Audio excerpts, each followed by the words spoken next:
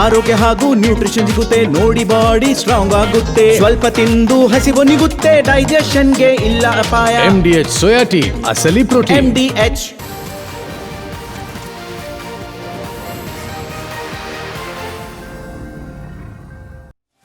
ನಮಸ್ಕಾರ, ಮುಂಜಾನೆ ಮುನ್ನೋಟಕ್ಕೆ ಸ್ವಾಗತ. ನಾನು ರಂಜಿತ್ ಶಿರಿಯಾರ್, ನನ್ನ ಜೊತೆಲಿ ಅಶ್ವಿನಿ ದೇವಾಡಿಗ ಕೂಡ ಇದ್ದಾರೆ. Ashwini, good morning. Good morning Ranjith. ರಾಜ್ಯದಲ್ಲಿ ಈ ಬಾರಿ 42% ಮಳೆ ಕಡಿಮೆ ಆಗಿದೆ ಅಂತ ಹೇಳಿ ಸರ್ಕಾರವೇ ವರದಿ ಕೊಟ್ಟಿದೆ. ಬಿತ್ತನೆ ಕಾರ್ಯ ಆಗಿಲ್ಲ, ರೈತರೆಲ್ಲ ತಮ್ಮ ಬೆಳೆದಂಥ ಬೆಳೆ, ಅಲ್ಪ ಸ್ವಲ್ಪ ಬೆಳೆದಂಥ ಬೆಳೆ ಎಲ್ಲ ಒಣಗೋಗಿದೆ, ನೀರಿಲ್ಲ. ಕೆಲವು ಕಡೆಗಳಲ್ಲಿ ಅತಿಯಾದ ಮಳೆಯಾಗಿದೆ. ಬರ ಮತ್ತು ನೆರೆ ರೈತರ ಬದುಕಿನಲ್ಲಿ ಚೆಲ್ಲಾಟ ಆಡ್ತಾ ಇದೆ. ಒಟ್ಟು ನಮ್ಮ ರಾಜ್ಯದಲ್ಲಿ 31 ಜಿಲ್ಲೆಗಳು, 240 ತಾಲೂಕುಗಳು. ಈ 240 ತಾಲೂಕುಗಳ ಪೈಕಿ 101 ತಾಲೂಕುಗಳನ್ನು ಬರಪೀಡಿತ ತಾಲೂಕುಗಳು ಅಂತೇಳಿ ರಾಜ್ಯ ಸರ್ಕಾರ ಈಗ ಲೀಸ್ಟ್ ಔಟ್ ಮಾಡಿದೆ. ಅದರಲ್ಲಿ 89 ಅತಿ ಹೆಚ್ಚು ಬರವನ್ನು ಹೊಂದಿರುವಂಥ ತಾಲೂಕುಗಳು ಅಂಥೇಳಿ ರಾಜ್ಯ ಸರ್ಕಾರ ಲೀಸ್ಟ್ ಮಾಡಿದೆ. ಆದರೆ ಘೋಷಣೆ ಇನ್ನೂ ಆಗಿಲ್ಲ. ಆದಷ್ಟು ಬೇಗ ಬರಪೀಡಿತ ತಾಲೂಕುಗಳ ಘೋಷಣೆ ಆಗಬೇಕು ಅನ್ನುವಂಥ ಒತ್ತಾಯ ರೈತರು ಮಾಡ್ತಾ ಇದ್ದಾರೆ.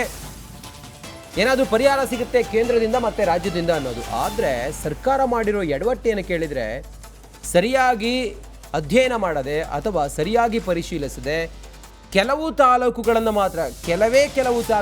ಮಾತ್ರ ಬರಪೀಡಿತ ಅಂಥೇಳಿ ಇವರು ಲೀಸ್ಟ್ ಔಟ್ ಮಾಡಿದ್ದಾರೆ. ನಮ್ಮ ತಾಲೂಕು ಕೂಡ ಬರಪೀಡಿತ ತಾಲೂಕು.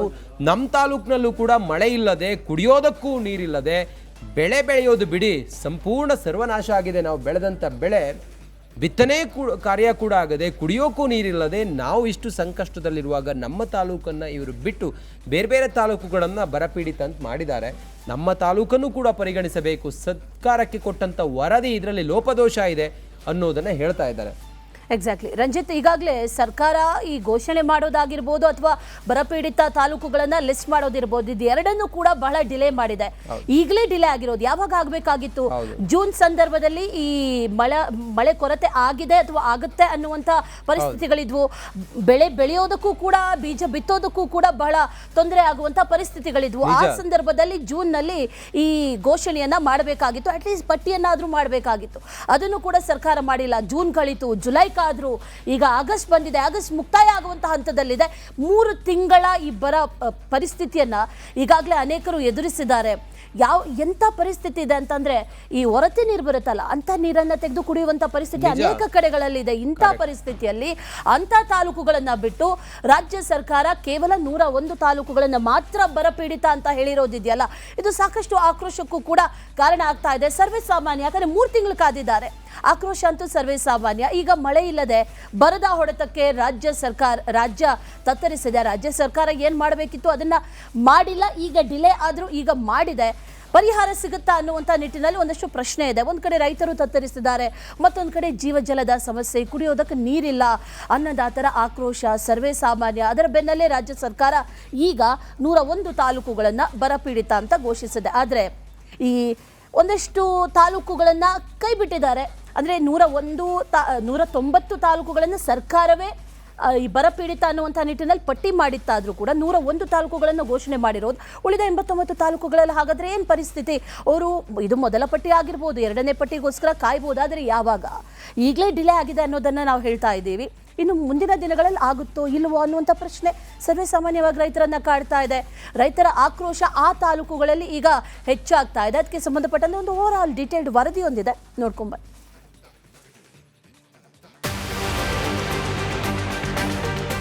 ನಮ್ಮ ಪರಿಸ್ಥಿತಿ, ಬರದ ಪರಿಸ್ಥಿತಿ ಹೇಗಿದೆ, ಯಾವ್ಯಾವ ತಾಲೂಕುಗಳು ಮತ್ತೆ ಕ್ವಾಲಿಫೈ ಆಗ್ತವೆ, ಆ ತಾಲೂಕನ್ನು ಡಿಕ್ಲೇರ್ ಮಾಡ್ತಾ ಹೋಗ್ತೀವಿ.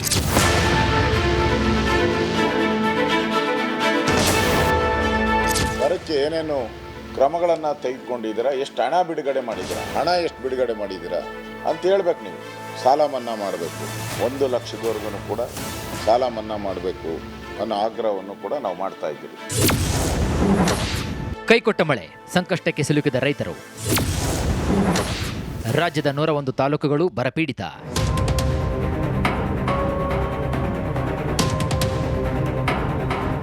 ರಾಜ್ಯದಲ್ಲಿ ಬರದ ಛಾಯೆ ಆವರಿಸಿದೆ. ಮಳೆರಾಯನ ಮುನಿಸಿಗೆ ರೈತರು ಅಕ್ಷರಶಃ ಕಂಗಾಲಾಗಿದ್ದಾರೆ. ಮಳೆ ನಂಬಿ ಬಿತ್ತನೆ ಮಾಡಿದ್ದ ಭೂಮಿ ಬರಡಾಗಿದೆ.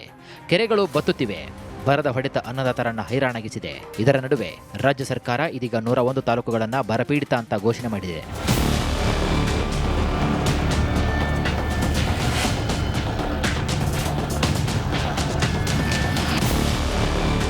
89 ತಾಲೂಕುಗಳಲ್ಲಿ ತೀವ್ರ ಬರ ಇದ್ರೆ ಇನ್ನು 12 ತಾಲೂಕುಗಳಲ್ಲಿ ಸಾಧಾರಣ ಅಂತ ಗುರುತಿಸಲಾಗಿದೆ. ಇನ್ನು ಬರ ನಿರ್ವಹಣೆಗೆ 635 ಕೋಟಿ ವ್ಯಯಿಸಲು ತೀರ್ಮಾನಿಸಲಾಗಿದೆ. 1975ರ ನಂತರ ಮೊದಲ ಬಾರಿ ಇಷ್ಟೊಂದು ಕಡಿಮೆ ಮಳೆಯಾಗಿದೆ ಅಂತ ಡಿಸಿಎಂ ಡಾಕ್ಟರ್ ಜಿ ಪರಮೇಶ್ವರ್ ಹೇಳಿದ್ದಾರೆ.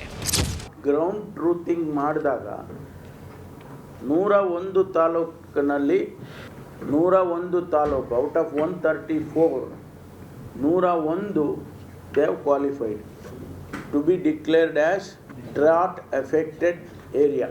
89 ತಾಲೂಕಷ್ಟು ಸಿವಿಯರ್ ಇದೆ. Out of 101 taluks to be declared as drought affected. 89 ತಾಲೂಕಲ್ಲಿ ಸಿವಿಯರ್ ಇದೆ ಮತ್ತು 12 ತಾಲೂಕಿನಲ್ಲಿ ಮಾಡ್ರೇಟ್ ಇದೆ. ಸೊ ಈ 101 ತಾಲೂಕಿನ ಜೊತೆಯಲ್ಲಿ ಐ ರಿಪೀಟ್ 15 ದಿವಸಕ್ಕೊಮ್ಮೆ ರಿವ್ಯೂ ಮಾಡ್ತೀವಿ. ಯಾವ್ಯಾವ ತಾಲೂಕುಗಳು ಮತ್ತೆ ಕ್ವಾಲಿಫೈ ಆಗ್ತವೆ ಆ ತಾಲೂಕನ್ನು ಡಿಕ್ಲೇರ್ ಮಾಡ್ತಾ ಹೋಗ್ತೀವಿ. ಯಾಕೆಂದರೆ ಕೆಲವ್ರಿಗೆ ಏನಾಗಿದೆ, ಈಗ ನಮ್ಮ ತಾಲೂಕು ಡಿಕ್ಲೇರ್ ಆಗಿಲ್ಲ, ನಮ್ಮ ತಾಲೂಕು ಆಗಿಲ್ಲ ಅನ್ನೋ ಇದು ಬರುತ್ತೆ. ಅದಕ್ಕೆ ಅವರಿಗೆ ಅನುಮಾನ ಬೇಡ, ಎವ್ಯಾಲ್ಯೂಯೇಟ್ ಮಾಡಿದ ಹಾಗೆ ನಾವು ಅದನ್ನು ಡಿಕ್ಲೇರ್ ಮಾಡ್ತಾ ಹೋಗ್ತೀವಿ. ಬರದ ಪರಿಸ್ಥಿತಿಯನ್ನ ಸರ್ಕಾರ ಸಮರ್ಥವಾಗಿ ನಿಭಾಯಿಸಲಿದೆ. ಯಾವುದೇ ಹಣಕಾಸಿನ ಕೊರತೆಯಿಲ್ಲ ಅಂತ ಡಿಸಿಎಂ ಡಾಕ್ಟರ್ ಜಿ ಪರಮೇಶ್ವರ್ ಹೇಳಿದ್ದಾರೆ. ಜೊತೆಗೆ ಈ ತಿಂಗಳ ಅಂತ್ಯದೊಳಗೆ ಕೇಂದ್ರ ಸರ್ಕಾರಕ್ಕೆ ಬರ ವರದಿ ಸಲ್ಲಿಸುವುದಾಗಿ ತಿಳಿಸಿದ್ದಾರೆ. ಈ ತಿಂಗಳ ಕೊನೆಯೊಳಗಾಗಿ ಕೇಂದ್ರ ಸರ್ಕಾರಕ್ಕೆ ಮೆಮೊರ್ಯಾಂಡಮನ್ನು ಫಾರ್ ದಿ ಅಸಿಸ್ಟೆನ್ಸ್ ನಾವು ಸಬ್ಮಿಟ್ ಮಾಡ್ತೀವಿ.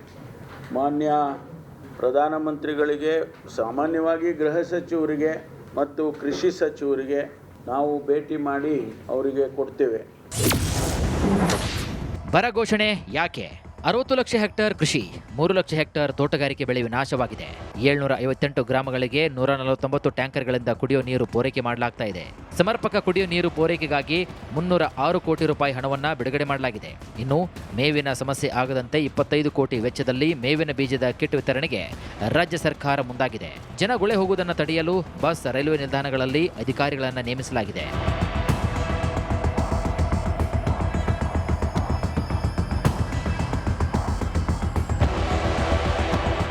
ಸರ್ಕಾರದ ಬರ ಘೋಷಣೆಗೆ ವಿಪಕ್ಷ ನಾಯಕ ಆರ್ ಅಶೋಕ್ ಟೀಕಿಸಿದ್ದಾರೆ. ಕನಿಷ್ಠ 175 ತಾಲೂಕುಗಳನ್ನು ಬರಪೀಡಿತ ಅಂತ ಘೋಷಣೆ ಮಾಡಬೇಕಾಗಿತ್ತು. ಜನರು ಗುಳೆ ಹೋಗುವುದನ್ನು ತಡೆಯಬೇಕೆಂದು ಆಗ್ರಹಿಸಿದ್ದಾರೆ. ತರಾತುರಿಯಲ್ಲಿ ಜನಗಳ ಒತ್ತಡದ ಮೇಲೆ ಎಲ್ಲ ಕಡೆ ಪ್ರತಿಭಟನೆ, ಇಡೀ ರಾಜ್ಯದಲ್ಲಿ ಬರ ಘೋಷಣೆ ಮಾಡಿ ಅಂತ ರೈತರು ಬೀದಿಗಿಳಿದು ಹೋರಾಟ ಮಾಡ್ತಾ ಇರೋದ್ರಿಂದ ಕಾಟಾಚಾರಕ್ಕೆ ಒಂದು ರೀತಿ ಬರ ಘೋಷಣೆ ಮಾಡಿದ್ದಾರೆ. ಇದರಲ್ಲೂ ಪ್ಲ್ಯಾನ್ ಇಲ್ಲ, ಅವ್ರಿಗೆ ಏನು ಮಾಡಬೇಕು ಅನ್ನೋ ಒಂದು ದೂರದೃಷ್ಟಿನೂ ಇಲ್ಲ. ಇದರಲ್ಲಿ ರೈತರಿಗೆ ಎಕರೆಗೆ 50,000 ರೂಪಾಯಿ ಕೊಡಬೇಕು ಅಂಥೇಳಿ ನಾವು ಈಗಾಗಲೇ ಡಿಮ್ಯಾಂಡ್ ಮಾಡಿದ್ದೀರಿ. ಬರ ಬಂದಿರೋ ಕಡೆ, ಬೆಳೆ ಹಾನಿಯಾಗಿರೋ ಕಡೆ ಬೆಳೆಗಳಿಗೆ ಪರಿಹಾರ ಸಿಗಬೇಕು, ಕೊಡಿ ಅಂತ ಹೇಳಿದಿರಿ. ಅದ್ರ ಬಗ್ಗೆ ಏನೂ ರೆವಿನ್ಯೂ ಮಿನಿಸ್ಟ್ರು ಮಾತಾಡ್ದಂಗೆ ಏನೂ ಇಲ್ಲ. ರಾಜ್ಯ ಸರ್ಕಾರದ ವಿರುದ್ಧ ರೈತರ ಆಕ್ರೋಶ. 101 ತಾಲೂಕುಗಳನ್ನು ಬರಪೀಡಿತ ಅಂತ ಘೋಷಣೆ ಮಾಡಿದ್ರೂ ರಾಜ್ಯದಲ್ಲಿ ರೈತರ ಆಕ್ರೋಶ ಸ್ಫೋಟಗೊಂಡಿದೆ. ಹಲವು ಜಿಲ್ಲೆಗಳ ಪ್ರಮುಖ ತಾಲೂಕುಗಳನ್ನು ಈ ಪಟ್ಟಿಯಿಂದ ಹೊರಗಿಟ್ಟು ತಾರತಮ್ಯ ಎಸಗಲಾಗಿದೆ ಅಂತ ರೈತ ಸಂಘಟನೆಗಳು ಕಿಡಿಕಾರಿವೆ. ಬಿಟ್ಟು ಹೋದ ತಾಲೂಕುಗಳನ್ನು ಬರಪಟ್ಟಿಗೆ ಸೇರಿಸಿ ಅಂತ ಒತ್ತಾಯಿಸಿದ್ದಾರೆ. ನಮ್ಮ ಯಲಬುರ್ಗಾ ತಾಲೂಕು ಕೂಡ ಬರಪೀಡಿತ ಪಟ್ಟಿಯಲ್ಲಿ ಅದು ಬರಬೇಕಿತ್ತು. ಅದು ಯಾವ ಕಾರಣದಿಂದ ಬರ ತಾಲೂಕು ಅಂತ ಘೋಷಣೆ ಮಾಡಿಲ್ಲೋ ಗೊತ್ತಿಲ್ಲ. ಅಲ್ಲಿ ರೈತರು ಪ್ರತಿಭಟನೆ ಮಾಡುವ ಮುನ್ನವೇ ಸರ್ಕಾರ ಎಚ್ಚೆತ್ತುಕೊಂಡು ನಮ್ಮ ತಾಲೂಕನ್ನು ಬರಪೀಡಿತ ತಾಲೂಕು ಅಂತ ಘೋಷಣೆ ಮಾಡಬೇಕಂತ ಹೇಳಿ ಸರ್ಕಾರಕ್ಕೆ ನಾವು ಒತ್ತಾಯ ಮಾಡ್ತಾ ಇದ್ದೇವೆ. ನಮ್ಮ ಶಿವಮೊಗ್ಗ ಜಿಲ್ಲೆಯಲ್ಲಿ ಬರಗಾಲ ಅಂತೇಳಿ ಯಾವುದೇ ಒಂದು ತಾಲೂಕು ಸಹ ಬರಗಾಲ ಅಂತ ಹೇಳಿ ಘೋಷಣೆ ಮಾಡಿಲ್ಲ. ಇದು ಅನ್ಯಾಯ ಮಾಡ್ದಂಗೆ ಆಗತ್ತೆ. ಯಾಕಂದ್ರೆ ಇವತ್ತು ಮಳೆ ಕಡಿಮೆ ಆಗಿತ್ತೆ, ಎಲ್ಲ ಕೆರೆಗಳನ್ನು ಖಾಲಿ ಆಗಿದ್ದಾವೆ, ಯಾವುದೂ ಕೆರೆಗಳು ತುಂಬಿಲ್ಲ. ಮತ್ತು ನಮಗೆ ಭದ್ರಾದಿಂದ ಸುಮಾರು 26 ಕಿಲೋಮೀಟರ್ ನೀರನ್ನು ಭದ್ರಾವತಿ ಮತ್ತು ಶಿವಮೊಗ್ಗಕ್ಕೆ ಅದು ಎಡನಾಳಕ್ಕೆ ನೀರು ಕೊಡೋದು ಅಂತಾನು ಅದು ಸಹ ನಮಗೆ ನೀರು ಕೊಟ್ಟಿಲ್ಲ. ಇಲ್ಲೂ ಸಹ ರೈತರು ಕೆಲವರು ಭತ್ತ ಬೆಳೆದಿದ್ದಾರೆ, ಕೆಲವರು ಭತ್ತ ಹಾಕಿಲ್ಲ, ನೀರಿಲ್ಲ ಅಂತೇಳಿ ಕಾಯ್ತಿದ್ದಾರೆ ರೈತರು. ಹಾಗಾಗಿ ನಮ್ಮ ಶಿವಮೊಗ್ಗ ಜಿಲ್ಲೆಯಲ್ಲಿ ಆದಷ್ಟು ನಮಗೆ ಬರಗಾಲ ಅಂತೇಳಿ ನಮಗೆ ಘೋಷಣೆ ಮಾಡಬೇಕು. ಮಳೆ ಅಭಾವದಿಂದ ತತ್ತರಿಸಿರುವಂತಹ ರೈತರಿಗೆ ಬರ ಘೋಷಣೆಯು ಕೊಂಚ ಆಸರೆಯಾಗುವ ನಿರೀಕ್ಷೆ ಇದೆ. ಆದರೆ ರಾಜ್ಯ ಕೊಡುವ ಬರದ ವರದಿಯನ್ನ ಪರಿಶೀಲಿಸಲು ಕೇಂದ್ರದ ತಂಡ ರಾಜ್ಯಾದ್ಯಂತ ಪ್ರವಾಸ ಕೈಗೊಂಡು ವರದಿಯನ್ನ ತಾಳೆ ಹಾಕಲಿದೆ. ಬಳಿಕ ಕೇಂದ್ರದಿಂದ ರಾಜ್ಯಕ್ಕೆ ಪರಿಹಾರ ಸಿಗಲಿದೆ.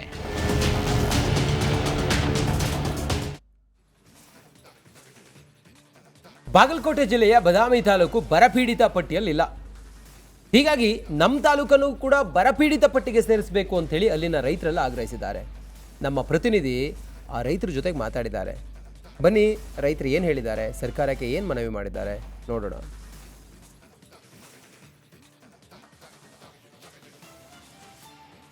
ಬಾಗಲಕೋಟೆ ಜಿಲ್ಲಾದ್ಯಂತ ಹಿಂದಿನ ವರ್ಷ ಏನು ಸಾಕಷ್ಟು ಈರುಳ್ಳಿಯನ್ನು ಬೆಳೆದಂಥ ರೈತರು ಕೂಡ ಏನು ಬೆಲೆ ಇಲ್ಲದಕ್ಕೋಸ್ಕರ ಸಾಕಷ್ಟು ಈರುಳ್ಳಿಯನ್ನು ತಮ್ಮ ಹೊಲದಲ್ಲಿ ಬೆಳೆದಂಥ ಈರುಳ್ಳಿಯನ್ನು ನಾಶಪಡಿಸೋದ್ರ ಜೊತೆಗೇ ಸಾಕಷ್ಟು ಕಷ್ಟವನ್ನು ಅನುಸರಿಸಿದ್ರು. ಆದರೆ ಈ ವರ್ಷ ಸಾಕಷ್ಟು ಒಂದು ಈರುಳ್ಳಿಗೆ ಬಂಗಾರದ ಬೆಲೆ ಬೆಂದ ಹಿನ್ನೆಲೆಯಲ್ಲಿ ಸಾಕಷ್ಟು ರೈತರು ಕೂಡ ಇವತ್ತಿನ ದಿವಸ ಈರುಳ್ಳಿಯನ್ನು ಹಾಕಿದ್ದಾರೆ. ನಾವೀಗ ಬಾಗಲಕೋಟೆಯ ಸಮೀಪದಲ್ಲಿರ್ತಕ್ಕಂಥ ಏನು ಬಸಪ್ಪ ಎಳ್ಳಿಗುತ್ತಿ ಅನ್ನೋವಂಥ ಹೊಲದಲ್ಲಿ ಬಂದಿದ್ವಿ. ನಾವೀಗ ದೃಶ್ಯದಲ್ಲಿ ನೋಡ್ತಾ ಇದ್ವಿ, ಏನು 20 ಎಕರೆ ಜಮೀನಿನಲ್ಲಿ ಉಳ್ಳಾಗಡ್ಡಿಯನ್ನು ಬೆಳೆದಿದ್ದಾರೆ. ಈಗಾಗಲೇ ಕೂಡ ಬಹಳ ಚೆನ್ನಾಗಿ ಫಸಲು ಕೂಡ ಬರ್ತಾ ಇದೆ. ಈ ನಿಟ್ಟಿನಲ್ಲಿ ಈಗಾಗಲೇ ಕಾರ್ಮಿಕರು ಕೂಡ ಕೂಲಿ ಕಾರ್ಮಿಕರು ಕೂಡ ಕಳೆ ತೆಗೆಯುವಂಥ ಕೆಲಸವೂ ಕೂಡ ನಡೆದಿದೆ. ಹಾಗಾಗಿ ಇವತ್ತಿನ ದಿವಸ ಸಾಕಷ್ಟು ಬೆಲೆ ಇದ್ದರೂ ಕೂಡ ಅದು ರೈತರ ಒಂದು ಏನು ಈ ಒಂದು ಬೆಳೆ ಬಂದ ಮೇಲೆ ಅವರಿಗೆ ಸಿಗುತ್ತಾ ಇಲ್ಲೋ ಅನ್ನುವಂಥ ಭರವಸೆಯೂ ಕೂಡ ಆ ರೈತರಲ್ಲಿಲ್ಲ. ಹೀಗಾಗಿ ರೈತರು ಕಷ್ಟಪಟ್ಟು ಬೀಜ ಎಣ್ಣೆ ಗೊಬ್ಬರ ಅಂತ ತಂದಿರ್ತಾರೆ. ಆದರೆ ಕೊನೆ ಕಾಲದಲ್ಲಿ ಈಗೇನು ಇನ್ನೇನು ಕೈಗೆ ಸಿಗುತ್ತೆ ಉಳ್ಳಿಗಡ್ಡಿ ಅನ್ನುವಷ್ಟರಲ್ಲಿ ರೇಟ್ ಬೀಳುತ್ತೆ. ಹೀಗಾಗಿ ನಾವು ಬೆಳೆದಿದ್ದಕ್ಕೆ ಯಾವುದೇ ಒಂದು ಲಾಭ ಇಲ್ಲದಷ್ಟು ಪರಿಸ್ಥಿತಿ ಬರುತ್ತೆ ಅನ್ನುವಂಥದ್ದು ಕೂಡ ಸಾಕಷ್ಟು ರೈತರು ಹೇಳ್ತಾರೆ. ಆ ವಿಚಾರವಾಗಿ ನಮ್ಮ ಜೊತೆಗೆ ಏನು ಬಸಪ್ಪ ಎಳ್ಳಿಗುತ್ತಿ ಅನ್ನುವಂಥ ರೈತರು, ಈ ಜಮೀನಿನ ಮಾಲೀಕರು ಕೂಡ ನಮ್ಮ ಜೊತೆಗಿದ್ದಾರೆ. ಅವರನ್ನು ಕೇಳಿ ತಿಳಿಯೋಣ, ಯಾವ ರೀತಿ ಎಷ್ಟು ಈರುಳ್ಳಿಯನ್ನು ಬೆಳೆದಿದ್ದಾರೆ, ಯಾವ ರೀತಿ ಲಾಭ ಆಗುತ್ತೆ ಇಲ್ವೋ ಅನ್ನೋದನ್ನು ನೇರವಾಗಿ ಅವರನ್ನು ಕೇಳಿ ತಿಳಿಯೋಣ. ಅಜ್ಜಾರ ನಮಸ್ಕಾರ.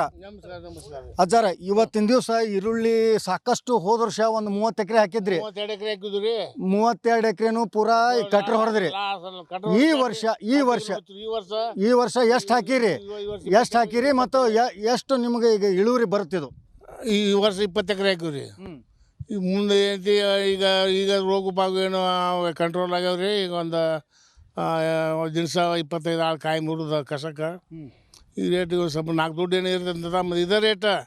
ಇನ್ನು 2 ತಿಂಗಳಿಗೆ ಇರ್ತೋ ಇರೋದು ಹೆಂಗೆ ಅಂದ್ರೆ ಇದು ಬೆಳೆದ್ ನಿಮ್ಮ ಕೈ ಸಿಗ್ಬೇಕಾದ್ರೆ 2 ತಿಂಗಳೈತಿ. 3 ತಿಂಗಳು 2 ತಿಂಗಳಿಂದ 3 ತಿಂಗಳ 2 ತಿಂಗಳ 3 ತಿಂಗಳ ಇರುತ್ತೋ ಇಲ್ಲ ಹಂಚಿಕೆ. ಮುಂದಿನ ಸರ್ಕಾರ ಹೆಂಗೆ ಮಾಡ್ತಂತ ಯಾರಿಗೂ ಗೊತ್ತ್ರಿ. ಈಗ ಈಗಾಗಲೇ ಬೆಳೆದಾರು ತಮ್ಮ ಗೋಡನ್ ಪಣ ತುಂಬಿಸ್ಕೊಂಡು ಇಟ್ಟಾರ. ಎ ಸಿ ರೂಮ್ನಾಗ ಇಟ್ಕೊಂಡು ಕುಂತಾರೆ. ಮುಂದೆ ಇವ್ರು ಯಾವಾಗಾರ ಅಲ್ಲ, ಈಗ ಈ ಸದ್ಯಕ್ಕೆ ರೇಟ್ ಹೆಚ್ಚಾಗಿದ್ದು ನಿಮಗೆ ಲಾಭ ಇಲ್ಲ, ರೈತರಿಗೆ. ಯಾರು ಸ್ಟಾಕ್ ಅದಾರ ಅವ್ರಿಗೆ ಲಾಭ. ಸ್ಟಾಕ್ ಇಟ್ಕೊಂಡಾರ ಲಾಭ ನೋಡ್ರಿ. ಎ ಸಿಗಳಿಗೆ ರೂಮ್ನಾಗ ಇಟ್ಟಾರ ನೋಡ್ರಿ, ಎ ಸಿ ಮಾಡಿರ್ತಾರ ನೋಡ್ರಿ ಗೋಡನ್ ಕಟ್ಟಿ, ಅವ್ರೇನು ನೋಡ್ರಿ ಲಾಭ. ಒಟ್ಟಿನಲ್ಲಿ ಹೇಳೋದಾದರೆ ಈ ಸದ್ಯಕ್ಕಿಂದ ಏನು ರೇಟ್ ಏರಿದೆ, ಆ ರೇಟ್ ಏರಿದ್ದು ಯಾವುದೇ ಒಬ್ಬ ರೈತರಿಗೂ ಕೂಡ ಲಾಭ ಆಗ್ತಾ ಇಲ್ಲ. ಯಾಕಂತಂದರೆ ಈಗಾಗಲೇ ಎಲ್ಲ ಈರುಳ್ಳಿಯೂ ಕೂಡ ರೈತರು ಮಾರಿರ್ತಾರೆ, ಮತ್ತು ಈಗ ಬಿತ್ತನೆಯೂ ಕೂಡ ಮಾಡಿದ್ದಾರೆ. ಆದರೆ ಈ ಬಿತ್ತನೆ ಆಗಿದ್ದು ಕೈಗೆ ಸಿಗುವಷ್ಟರಲ್ಲಿ ಇದೇ ರೇಟ್ ಇರುತ್ತೆ ಇಲ್ಲ ಅನ್ನುವಂಥದ್ದು ಕೂಡ ಸಾಕಷ್ಟು ರೈತರಲ್ಲಿ ಆತಂಕ ಇದೆ. ಆದರೆ ಒಟ್ಟಿನಲ್ಲಿ ಬೆಳೆದು ಸಾಕಷ್ಟು ಇವತ್ತಿನ ದಿವಸ ಕಷ್ಟಪಟ್ಟು ಬೆಳೆದಂಥ ಈರುಳ್ಳಿಗೆ ಸಮರ್ಪಕವಾದಂಥ ಬೆಲೆ ಸಿಗಬೇಕು, ಆದರೆ ರೈತರಿಗೆ ಸಿಗ್ತಾ ಇಲ್ಲ ಅನ್ನುವಂಥದ್ದು ಕೂಡ ಸಾಕಷ್ಟು ಈಗಾಗಲೇ ರೈತರು ಹೇಳುವಂಥ ಮಾತಾಗಿದೆ. ಹೋದ ವರ್ಷ 32 ಎಕರೆ ಹಾಕಿದ್ವಿ ರೀ ಸರ, ಎಲ್ಲ ಲಾಸ್ ಆಗೈತಿ ರೀ. ಕಟ್ರ ಹೊಡೆದು ಮುಚ್ಚಿವಿ ರೀ ಒಟ್ಟು. ಈ ವರ್ಷ ರೇಟ್ ಇಲ್ಲ, ಲುಕ್ಷಾನ ಭಾಳ ಆಗೈತಿ ಸರ್. ಏನು ರೇಟ್ ಇತ್ತು ರೇಟ್ ಕಿತ್ತಿದ ಕೂಲಿಲ್ಲ, ಕಿತ್ತಿದ ಪಗಾರ ಇಲ್ಲ ರೀ. ಕೂಲಿ 200-300 ರೂಪಾಯಿ ಪಗಾರ ರೀ ಅವ್ರು. ಹೋದ ಸಲ ಮುಚ್ಚಿವಿ ರೀ 32 ಎಕರೆ ಹಾಕಿ. ಈ ವರ್ಷಕ್ಕೂ ಈಗ ಈರುಳ್ಳಿ ಬಂದೈತಿ ರೀ, ತಿಳ್ಕೊಂಡೈತಿ ರೀ. ಈಗ ರೋಗ ಪಾಗು ಏನಿಲ್ಲ. ಇದೇ ರೇಟ್ ಚೆನ್ನಾಗಿ ಇರ್ಬೇಕು. 3 ತಿಂಗಳು ಬರ್ಬೇಕು. ಇದೇ ರೇಟು 3 ತಿಂಗಳು ಬೇಕು ರೀ ಸರ್. 3 ತಿಂಗಳು ಬೇಕು ರೀ. ಇದೇ ರೇಟ್ ಕಾಯಂ ಇರಲಿ, 3 ತಿಂಗಳು ಬರ್ಬೇಕು ರೀ. ಇದೇ ರೇಟ್ ಬರಲಿ ಲುಕ್ಷಾನ ಐತಿ ರೀ. ಮತ್ತು ಕಟ್ರ ಮುಚ್ಚೋದಾಗತ್ತೆ ಮಾತ್ರ. ಹಾಂ, ಲುಕ್ಷಾನ ಹೋದ್ರ ಸರ್. ಬಾಗಲಕೋಟೆ ಜಿಲ್ಲೆಯಲ್ಲಿ ಈ ವರ್ಷ 40,000 ಈರುಳ್ಳಿ ಬೆಳೆ ಬಿತ್ತನೆ ಮಾಡಬೇಕಾಗಿತ್ತು. ಆದರೆ ಮಳೆಯ ಅಭಾವದಿಂದ ಕೇವಲ 21,500 ಹೆಕ್ಟರ್ಸಷ್ಟು ಮಾತ್ರ ಬಿತ್ತನೆ ಆಗಿದೆ. ಈಗಾಗಲೇ ಮಳೆ ಕೊರತೆಯಿಂದಾಗಿ ಸಾಧಾರಣ 5,500 ಹೆಕ್ಟರ್ಸಷ್ಟು ಈರುಳ್ಳಿ ಬೆಳೆ ಒಂದು ಮಾಡುವ ಹಂತದಲ್ಲಿದೆ. ಈಗಾಗಲೇ ಸರ್ಕಾರಕ್ಕೆ ಈ ಒಂದು ಮಾಹಿತಿಯನ್ನು ನಾವು ಸಲ್ಲಿಸಿದ್ದೀವಿ. ಮುಂಬರುವ ದಿವಸಗಳಲ್ಲಿ ಇದನ್ನು ನಿಖರವಾಗಿ ಒಂದು ಸರ್ವೆ ಮಾಡಿ ಸರ್ಕಾರಕ್ಕೆ ವರದಿ ಮಾಡಿ ನಾವು ಮಾಹಿತಿಯನ್ನು ತಿಳಿಸ್ತೀವಿ. ರಾಜ್ಯದ ಅನೇಕ ಕಡೆಗಳಲ್ಲಿ ಇಂಥದ್ದೇ ಪರಿಸ್ಥಿತಿ. ಈ ಬರದ ಹೊಡೆತಕ್ಕೆ ಬೀದರ್ ಜಿಲ್ಲೆ ಕೂಡ ತತ್ತರಿಸಿದೆ. ಅಲ್ಲಿನ ರೈತರು ಬರ ಘೋಷಣೆ ಮಾಡಬೇಕು ಅಥವಾ ಮಾಡ್ತಾರೆ ಅನ್ನುವಂಥ ಒಂದಷ್ಟು ನಿರೀಕ್ಷೆಗಳಲ್ಲಿ ಇದ್ರು. ಮಳೆ ಇಲ್ಲದೆ ಅನ್ನದಾತರು ಕಂಗಾಲಾಗಿದ್ದಾರೆ, ಪರಿಹಾರ ನೀಡಬೇಕು ಅಂತ ಸರ್ಕಾರಕ್ಕೆ ಈಗ ಒತ್ತಾಯಿಸಿದ್ದಾರೆ. ಇದರ ಬಗ್ಗೆ ನಮ್ಮ ಪ್ರತಿನಿಧಿ ಒಂದು ಪ್ರತ್ಯಕ್ಷ ವರದಿಯನ್ನು ಅಲ್ಲಿಂದ ಕೊಟ್ಟಿದ್ದಾರೆ, ಬನ್ನಿ ನೋಡ್ಕೊಂಡು ಬರೋಣ. ಪ್ರಸಕ್ತ ವರ್ಷ ಮಳೆ ಕೈಕೊಟ್ಟ ಕಾರಣ ಗಡಿ ಜಿಲ್ಲೆ ಬೀದರ್ ಅನ್ನದಾತರು ನಿಜಕ್ಕೂ ಹೈರಾಣಾಗ್ಯಾರ ಅಂತ ಹೇಳ್ಬೋದು. ಕೊನೆಗೂ ಸರ್ಕಾರ ಬರಪೀಡಿತ ಜಿಲ್ಲೆಗಳ ಪೈಕಿ ಅದು ಬೀದರ್ ಇರ್ಬೋದು, ಚಿಡುಗುಪ್ಪ ಇರ್ಬೋದು, ಹುಮ್ನಾಬಾದ್, ಬಸವ ಕಲ್ಯಾಣ 4 ತಾಲೂಕುಗಳ ಬರಪೀಡಿತ ತಾಲೂಕನ್ನು ಘೋಷಣೆ ಮಾಡಿದ. ನಾವು ಬೀದರ್ ತಾಲೂಕಿನ ಮರ್ಕಲ್ ಗ್ರಾಮದ ಬಸಪ್ಪ ಎಂಬ ಹೊಲದಲ್ಲಿ ಇದ್ದೀವಿ. ನೋಡ್ಬೋದು ನೀವು ಈಗಾಗಲೇ ಬೆಳೆ ಅದ, ಅದಕ್ಕೆ ಟೋಟಲಿ ಏನಂದ್ರೆ ಕಾಯಿ ಇಲ್ಲ, ಟೋಟಲಿ ಆ ಬೆಳೆದಲ್ಲಿ ಜೀವ ಇಲ್ಲ, ಯಾಕಂದ್ರೆ ಮಳೆನೇ ಇಲ್ಲ. ಹೀಗಾಗಿ ರೈತರು ಸಾಕಷ್ಟು ಒಂದು ಸಂಕಟಕ್ಕೆಡಗ್ಯಾರ ಅಂತ ಹೇಳ್ಬೋದು. ಸಾಲ ಸೂಲ ಮಾಡಿ ಉದ್ದು, ಹೆಸರು, ಸೋಯಾ ಬಿತ್ತನೆ ಮಾಡಿದಂಥ ರೈತರು ಇವತ್ತೆಲ್ಲ ಒಂದು ಕಡೆ ಚಿಂತನೆಗೀಡಾಗ್ಯಾರ ಅಂತ ಹೇಳ್ಬೋದು.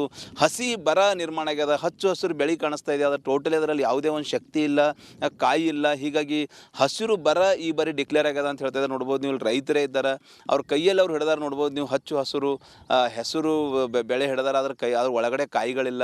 ಹೀಗಾಗಿ ಈ ರೀತಿ ಈಗಾಗಲೇ ಸಾಕಷ್ಟು ನಾವೇನಂದ್ರೆ ಎಕ್ಸ್ಪೆಂಡಿಚರ್ ಮಾಡಿ ಖರ್ಚು ಮಾಡಿ ಈ ಬಾರಿ ಉದ್ದು, ಹೆಸರು, ಸೋಯಾ, ತೊಗರಿಯನ್ನು ಹಾಕಿದ್ದೀವಿ. ಆದರೆ ನಿಜಕ್ಕೂ ಒಬ್ಬ ರೈತರು ನಾವು ತೋರಿಸ್ತಾ ಇದ್ದೀವಿ. ಬೀದರ್ ತಾಲೂಕು ಸೇರಿದಂತೆ ಅಲ್ಲಲ್ಲಿ ಏನು ಬೆಳೆಗಳ ಬೆಳೆದ ಹಚ್ಚು ಹಸಿರು ಸೋಯಾ ಬೆಳೆ, ತೊಗರಿ, ಉದ್ದು ಎಲ್ಲ ಬೆಳೆದು ನಿಂತ, ಅದು ಟೋಟಲಿ ಅದರಲ್ಲಿ ಶಕ್ತಿನೇ ಇಲ್ಲ, ಕಾಯಿನೇ ಇಲ್ಲ. ಇಲ್ಲಿ ರೈತ ಬಸಪ್ಪ ಅವರು ಇದ್ದಾರೆ. ಸರ್ ಏನು ಹಾಕಿರೋದು ಹೊಲ್ದಾಗ? ಸರ್ ಹೆಸರದ್ರಿ, ಕಾಯಿ ಇಲ್ಲ, ಬೆಳೆದದ ಒಟ್ಟೆ ಗೆಣಗೆಣ್ ಬೆಳೆದದ, ಮಳೆ ಇಲ್ಲ, ಅದಕ್ಕೇನದ ಕಾಯಿಲೆ ಅಂತಿಲ್ಲ. ಇದಿಂದ ಒಂದು ಹೂವಕ್ಕೇನದ ರೋಗ ಬಿದ್ದು ಪೂರಾ ಮಂಡ್ ಹೋಗ್ಯದ. ಇದು ಏನಿದೆ ಇದ್ರಾಗ ಕಾಯಿ ಆಯ್ತದ ಮತ್ತು ಭರೋಸಿನೇ ಇಲ್ಲ.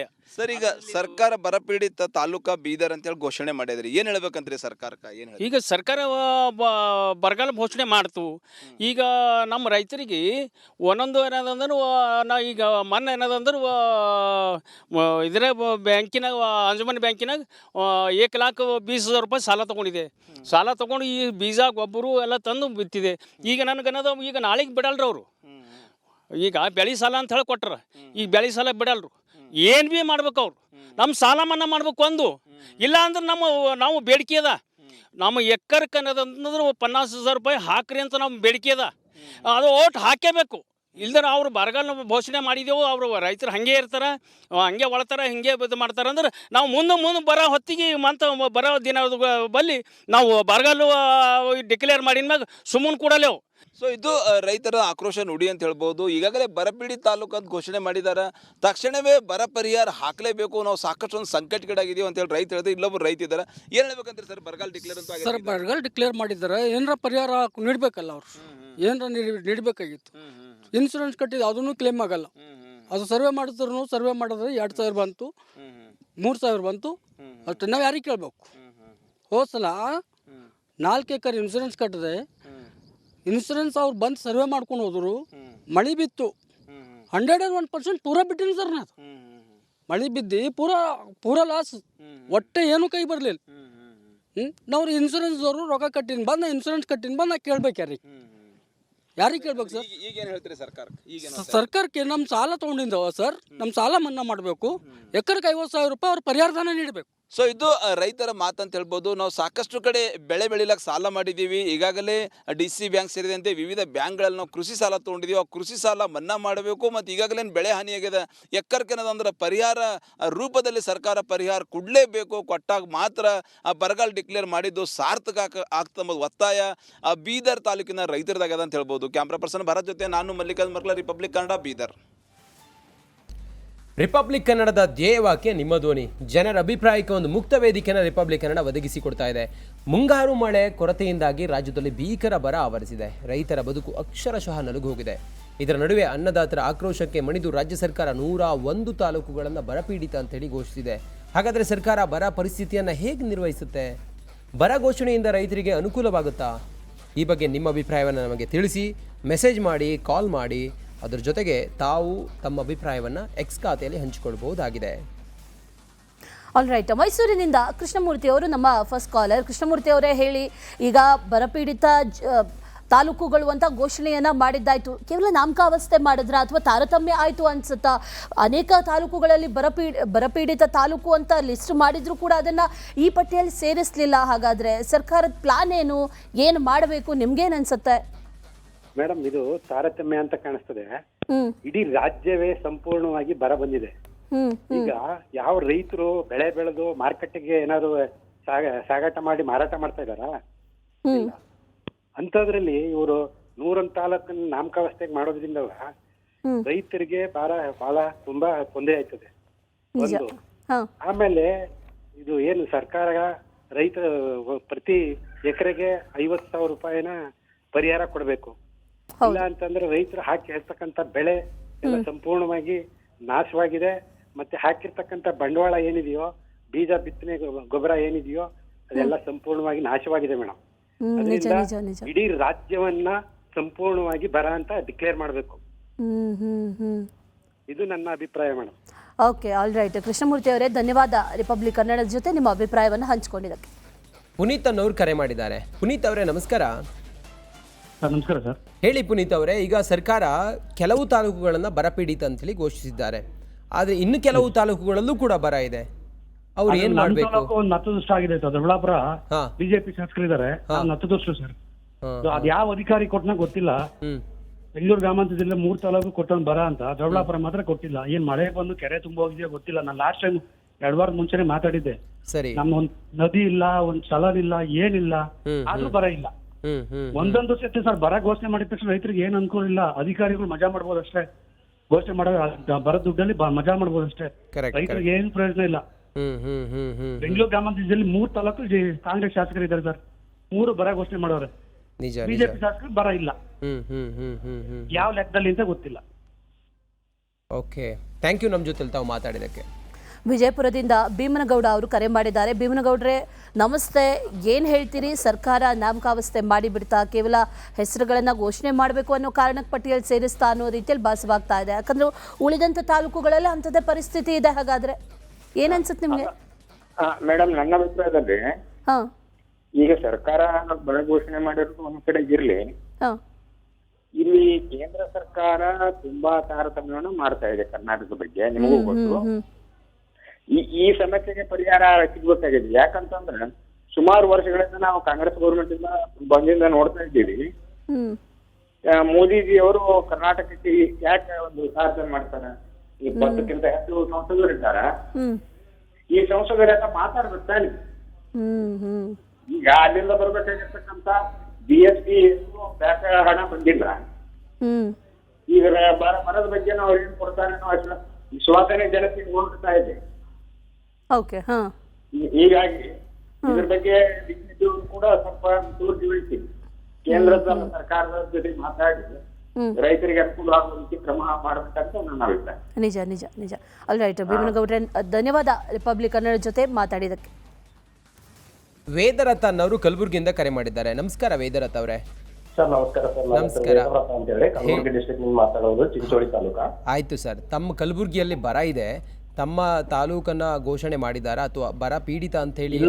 ಟೋಟಲಿ ಕಲಬುರಗಿ ಡಿಸ್ಟ್ರಿಕ್ಟ್ ನ ಲಿಸ್ಟ್ ನಲ್ಲಿ ಅವಾಯ್ಡ್ ಮಾಡಿಬಿಟ್ಟಿದ್ದಾರೆ ಸರ್ ಟೋಟಲಿ. ಈಗ ಬಿದರ್ ಕನ್ಸಿಡರ್ ಮಾಡಿದ್ದಾರೆ, ಆದ್ರೂ ಬಿದರ್ ನಲ್ಲಿ ಕೂಡ 2-3 ತಾಲೂಕು ಅಷ್ಟೇ ತಗೊಂಡಿದ್ದಾರೆ. ನಿಜ ನಿಜ ನಿಜ.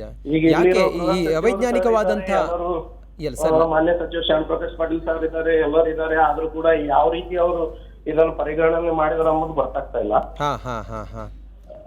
ಕಲಬುರಗಿ ಡಿಸ್ಟ್ರಿಕ್ಟ್ ನಲ್ಲಿ ಒಂದಾದ್ರೂ ತಾಲೂಕಾ ಘೋಷಣೆ ಆಗಿದ್ರೆ ಒಂದು ಇದು ಇತ್ತು. ಯಾವ್ದು ಒಂದ್ ತಾಲೂಕಾ ಆಗ್ಲಿ, ಯಾವ್ದೇ ಒಂದು ಹಳ್ಳಿ ಆಗ್ಲಿ, ಯಾವ್ದೇ ಒಂದು ಹೆಸರು ತುಂಬಿಲ್ಲ. ಅವ್ರಿಗೆ ಏನಿದು ಬಿಸಿಲು ನಾಡ್ ಅಂತ ಹೆಸರು ಇದೆ ಇದಕ್ಕೆ.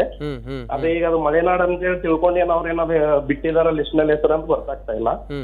ಬಹಳಷ್ಟು ರೈತರು ಎಲ್ಲಾ ನ್ಯಾಷನಲೈಸ್ಡ್ ಬ್ಯಾಂಕ್ ಮತ್ತೆ ಸಹಕಾರಿ ಬ್ಯಾಂಕ್ ಗಳೆಲ್ಲ ಲೋನ್ ತಗೊಂಡು 2-3 ಸಲ ಅವರು ಬಿತ್ತನೆ ಮಾಡಿ ಮತ್ತೆ ಅದನ್ನ ಹದರಿ ಮತ್ತೆ ಬಿತ್ತನೆ ಮಾಡಿದ್ದಾರೆ.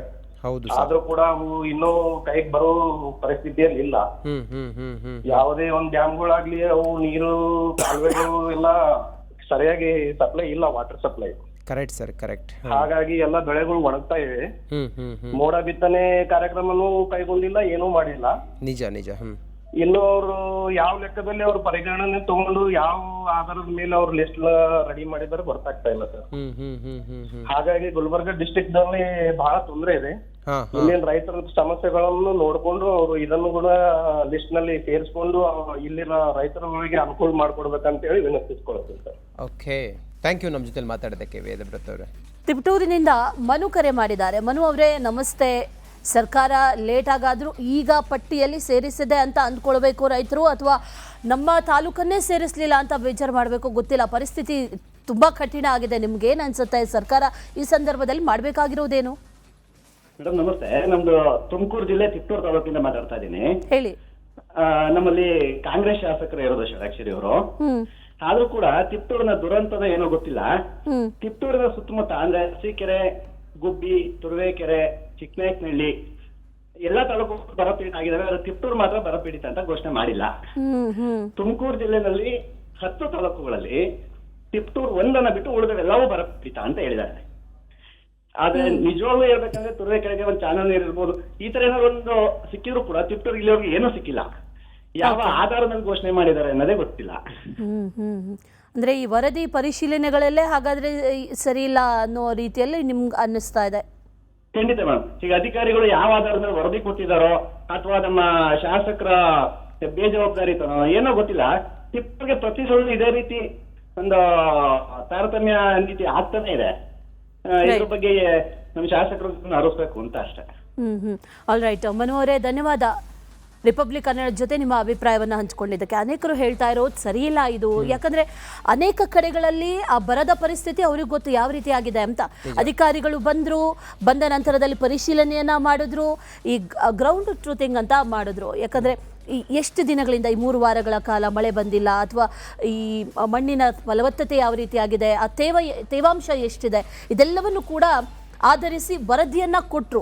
ಆದರೆ ವರದಿ ಕೊಟ್ಟಿದ್ದು ಯಾವಾಗ? ಜೂನ್ ಜುಲೈಯಲ್ಲಿ ನಡೆದಿದ್ದು. ಆ ನಂತರದಲ್ಲಿ 3-4 ವಾರಗಳ ಕಾಲ ಮಳೆನೇ ಆಗಿಲ್ಲ, ಮತ್ತೆ ಬರದ ಛಾಯೆ ಜಾಸ್ತಿ ಆಗಿದೆ. ಹಾಗಾಗಿ ಈಗ ಇಂಥ ಪರಿಸ್ಥಿತಿ. ಗಂಟು ಕಟ್ಟಿಕೋ ಲವಂಗ, ಹಸಿರು ಏಲಕ್ಕಿಯಿಂದ ತುಂಬಿದ MDH ಮಸಾಲೆ. ಬರಪಟ್ಟಿಯಲ್ಲಿ ಕಲಬುರಗಿ ಸೇರಿಸದ ಹಿನ್ನೆಲೆಯಲ್ಲಿ ಸರ್ಕಾರದ ವಿರುದ್ಧ ಕಲಬುರಗಿ ರೈತರು ಕಿಡಿಕಾರ್ತಾ ಇದ್ದಾರೆ. ಜಿಲ್ಲೆಯ ಒಂದು ತಾಲೂಕು ಪಟ್ಟಿಯಲ್ಲಿ ಇಲ್ಲ. ಯಾವ ತಾಲೂಕು ಕೂಡ ಕಲಬುರಗಿ ಜಿಲ್ಲೆಯ ಬರಪೀಡಿತ ಪಟ್ಟಿಯಲ್ಲಿಲ್ಲ. 3 ಸಚಿವರಿದ್ದರೂ ಕೂಡ ನಮ್ಮ ರೈತರಿಗೆ ಏನಾಯಿತು, ನಮ್ಮ ತಾಲೂಕನ್ನು ಬರಪೀಡಿತ ತಾಲೂಕು ಅಂಥೇಳಿ ಘೋಷಣೆ ಮಾಡಲಿಕ್ಕೂ ಸಾಧ್ಯ ಇಲ್ಲ ಅಂಥೇಳಿ ರೈತರೆಲ್ಲ ಕಿಡಿಕಾರ್ತಾ ಇದ್ದಾರೆ. ಏನು ಹೇಳ್ತಾ ಇದ್ದಾರೆ ಅನ್ನೋದ್ರ ಬಗ್ಗೆ ಅವರೇ ಮಾತಾಡಿದ್ದಾರೆ, ನೋಡೋಣ ಬನ್ನಿ. ರಾಜ್ಯದಲ್ಲಿ 101 ತಾಲೂಕು ಬರಗಾಲ ಘೋಷಣೆ ಮಾಡಿ ಕಲಬುರಗಿ ಜಿಲ್ಲೆಯನ್ನೇ ಪೂರ್ತಿ ಕೈ ಬಿಟ್ಟಿದ್ದಾರೆ. ಯಾಕ್ರಿ ಜಿಲ್ಲಾ ಉಸ್ತುವಾರಿ ಸಚಿವರೇ, ಏನಿದು ಅನ್ಯಾಯ? ಕಲಬುರಗಿ ಜಿಲ್ಲೆಯಲ್ಲಿ ರೈತರು ಏನು ಸಂತೋಷವಾಗಿದ್ದಾರಾ? ಬಿತ್ತಿದ ಬೆಳೆ ಹರಗಿದ್ದಾರೆ, ಇನ್ನೂ ಬಿತ್ತದೆ ಒಣ ಭೂಮಿಗಳು ಕುತ್ತವೆ. ದನ ಕರುಗಳಿಗೆ ನೀರಿಲ್ಲ, ಮೇವಿಲ್ಲ, ಸಂಕಷ್ಟದಲ್ಲಿ ರೈತ ಸಾಯ್ತಾ ಇದ್ದಾನೆ. ಸರ್ಕಾರ ಏನು ಬರಗಾಲ ಘೋಷಣೆ ಮಾಡುತ್ತೆ, ನಮಗೆ ಅಷ್ಟಿಷ್ಟು ಪರಿಹಾರ ಬರುತ್ತೆ ಅಂತಕ್ಕಂಥ ನಿರೀಕ್ಷೆಯಲ್ಲಿ ರೈತರದಾರ. ತಾವು ನೋಡಿದ್ರೆ ಇಡೀ ಕಲಬುರಗಿ ಜಿಲ್ಲೆಯನ್ನೇ ಕೈ ಬಿಟ್ಟಿದೆ. ಇದು ತಾವು ರೈತರಿಗೆ ಮಾಡುತ್ತಿರುವ ದ್ರೋಹ. ಕಲಬುರಗಿ ಜಿಲ್ಲೆಯಲ್ಲಿ ಅಧಿಕಾರಿಗಳಿಗೆ ನಿದ್ದೆ ಮಾಡ್ತಾ ಇದ್ದೀರಾ. ಕೃಷಿ ಇಲಾಖೆ ಅಧಿಕಾರಿಗಳು, ಜಿಲ್ಲಾ ಅಧಿಕಾರಿಗಳು ಸರಿಯಾದ ಮಾಹಿತಿ ನೀಡಿಲ್ವ ತಾವು? ಬಂಧುಗಳೇ, ರಾಜ್ಯದಲ್ಲಿ 101 ತಾಲೂಕು ಬರಗಾಲ ಘೋಷಣೆ ಮಾಡಿ ಕಲಬುರಗಿ ಜಿಲ್ಲೆಯನ್ನೇ ಪೂರ್ತಿ ಕೈ ಬಿಟ್ಟಿದ್ದಾರೆ. ಯಾಕ್ರಿ ಜಿಲ್ಲಾ ಉಸ್ತುವಾರಿ ಸಚಿವರೇ? ಇದರ ಕೆಂಪು ಬಣ್ಣ ಅದ್ಭುತ, ಖಾರ ಕಡಿಮೆ ಆದರೂ ರುಚಿಕರ. MDH ಕಾಶ್ಮೀರಿ. ಹುಷಾರಿಲ್ಲ ಅಂತಂದ್ರೆ ರಂಜಿತ್, ನಾವು ಈ ಔಷಧಿಗಳನ್ನ ತಗೊಳ್ತೀವಿ. ಆದ್ರೆ ಇತ್ತೀಚಿನ ದಿನಗಳಲ್ಲಿ ಏನಾಗಿದೆ ಅಂತಂದ್ರೆ ಈ ಕ್ಯಾನ್ಸರ್ಗಿರುವಂತ ಔಷಧಿ ಕೂಡ ಡೂಪ್ಲಿಕೇಟ್, ಫೇಕ್ ಔಷಧಿಗಳು, ನಕಲಿ ಔಷಧಿಗಳು ರಾಜ್ಯದಲ್ಲಿ ಇಂಥ ಒಂದಷ್ಟು ಜಾಲ ಪತ್ತೆಯಾಗಿದೆ. ನಕಲಿ ಔಷಧಗಳ ಕಂಟಕ ಈಗ ರಾಜ್ಯಕ್ಕೆ.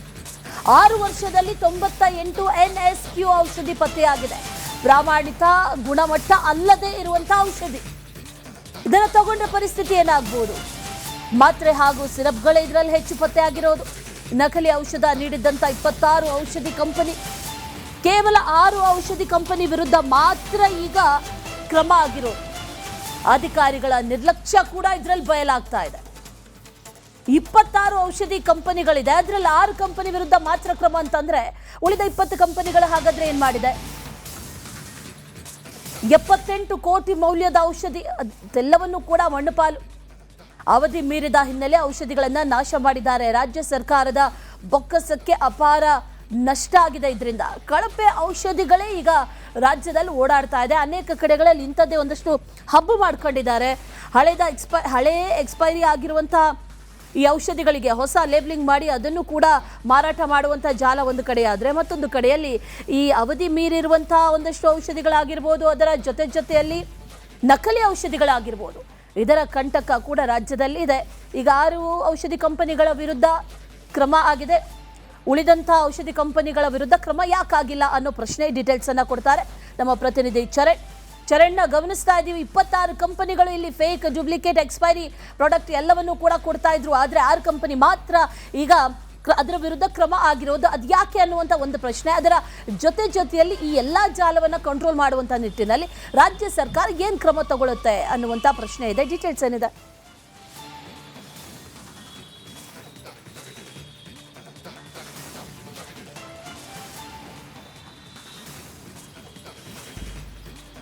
ಅಶ್ವಿನಿ, ಪ್ರಮುಖವಾಗಿ ರಾಜ್ಯದಲ್ಲಿ ಸರಬರಾಜಾಗುವಂತಹ ಸರ್ಕಾರಿ ಆಸ್ಪತ್ರೆಗಳಾಗಿರ್ಬೋದು, ಸರ್ಕಾರಿ ಮೆಡಿಕಲ್ಗಳಾಗಿರ್ಬೋದು, ಇಲ್ಲಿ ಸರಬರಾಜಾಗುವಂತಹ ಔಷಧಿಗಳೇನಿದೆ ಅವುಗಳಲ್ಲಿ ಸುಮಾರು 98 ಔಷಧಿಗಳು ಕಳೆದ 4 ವರ್ಷಗಳಲ್ಲಿ ನಕಲಿ ಅನ್ನುವಂಥದ್ದು ಪತ್ತೆ ಆಗಿರುವಂಥದ್ದು. KSMSCLನ ಪ್ರಯೋಗಾಲಯದಲ್ಲಿ ಇದನ್ನು ಪರೀಕ್ಷೆ ಮಾಡಿದಂತಹ ಸಂದರ್ಭದಲ್ಲಿ ಆ ಔಷಧಿಗಳು ನಕಲಿ ಆಗಿರುವ ಬಗ್ಗೆ ಕೂಡ ಮಾಹಿತಿ ಲಭ್ಯ ಆಗ್ತಾ ಇರುವಂಥದ್ದು. ಪ್ರಮುಖವಾಗಿ ಔಷಧಿಗಳನ್ನು KSMSCL ಖರೀದಿ ಮಾಡಬೇಕಂತ ಹೇಳಿದರೆ ಅದನ್ನು ಟೆಂಡರ್ ಮೂಲಕ ಖರೀದಿ ಮಾಡಲಾಗುತ್ತೆ. ಪ್ರತಿಷ್ಠಿತ ಒಂದಿಷ್ಟು ಕಂಪನಿಗಳು ಕೂಡ ಆ ಒಂದು ಟೆಂಡರ್ನಲ್ಲಿ ಭಾಗಿಯಾಗುತ್ತೆ.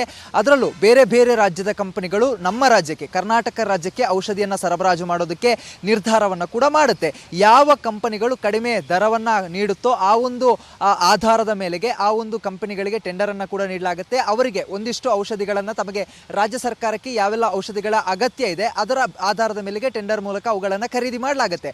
ಅದರಲ್ಲಿ ಪ್ರಮುಖವಾಗಿ ಹಿಮಾಚಲ ಪ್ರದೇಶದಿಂದ ಒಂದಿಷ್ಟು ಕಂಪನಿಗಳು ಹೆಚ್ಚಾಗಿ ರಾಜ್ಯ ಸರ್ಕಾರಕ್ಕೆ, ರಾಜ್ಯದ KSMSCL ಏನಿದೆ ಅದಕ್ಕೆ ಔಷಧಿಗಳನ್ನು ಸರಬರಾಜು ಮಾಡುವಂಥ ಕೆಲಸವನ್ನು ಮಾಡ್ತಾ ಇತ್ತು. ಅದರಲ್ಲಿ ಅತಿ ಹೆಚ್ಚು ಸುಮಾರು 16ಕ್ಕೂ ಹೆಚ್ಚು ಕಂಪನಿಗಳು ಇದೀಗ ಕಳಪೆ ಔಷಧಿಗಳನ್ನು ಪೂರೈಕೆ ಮಾಡಿರುವಂಥದ್ದು ಪತ್ತೆ ಆಗಿರುವಂಥದ್ದು ಕಳೆದ 4 ವರ್ಷಗಳಂತ ಅಂತ ಹೇಳಿದರೆ 2021ರಿಂದ 2025ರವರೆಗೆ ಈ ಒಂದು 98 ಮಾದರಿಯ ಔಷಧಿಗಳೇನಿದೆ ಸಂಪೂರ್ಣವಾಗಿ ಕಳಪೆ ಆಗಿರುವಂಥದ್ದು ಸದ್ಯ ಪತ್ತೆ ಆಗ್ತಾ ಇರುವಂಥದ್ದು. ಅದರ ಜೊತೆಗೆ ಒಂದಿಷ್ಟು KSMSCLನ ಅಧಿಕಾರಿಗಳು ಕೂಡ ನಿರ್ಲಕ್ಷ್ಯದಿಂದಾಗಿ ಔಷಧಿಗಳ ಸರಬರಾಜು ಉಗ್ರಾಣಗಳಿಂದ ಆಸ್ಪತ್ರೆಗಳಿಗೆ ಆಗಬೇಕಾಗತ್ತೆ. ಬೃಹತ್ತಾಕಾರದ ಉಗ್ರಾಣ ಏನಿದೆ ಅವುಗಳು KSMSCL ಮೂಲಕ ಅವುಗಳನ್ನು ಪರಿಶೀಲನೆ ನಡೆಸಿ ಅವುಗಳನ್ನು ಬೇರೆ ಬೇರೆ ಆಸ್ಪತ್ರೆಗಳ ದಾಸ್ತಾನುಗಳಿಗೆ ಕಳಿಸಲಾಗುತ್ತೆ.